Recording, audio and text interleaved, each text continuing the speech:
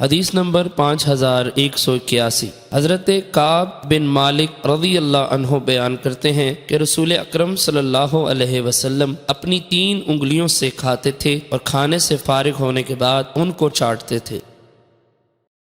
حدیث نمبر 5182۔ حضرت کعب بن مالک رضی اللہ عنہ نے نبی اکرم صلی اللہ علیہ وسلم سے اس کی مثل روایت کیا۔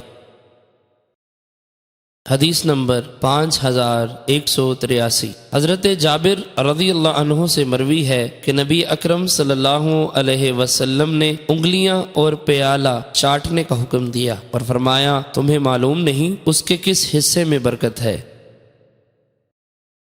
حدیث نمبر 5184۔ حضرت جابر رضی اللہ عنہ سے مروی ہے، فرماتے ہیں رسول اکرم صلی اللہ علیہ وسلم نے فرمایا، جب تم میں سے کسی ایک کا لقمہ گر جائے تو وہ اسے اٹھا کر اس کے ساتھ لگی ہوئی مٹی وغیرہ صاف کر کے اس کو کھا لے، اور اس لقمہ کو شیطان کے لیے نہ چھوڑے، اور جب تک انگلیوں کو چاٹ نہ لے اپنے ہاتھوں کو تولیہ وغیرہ سے صاف نہ کرے، کیونکہ وہ نہیں جانتا کہ کھانے کے کس حصے میں برکت ہے۔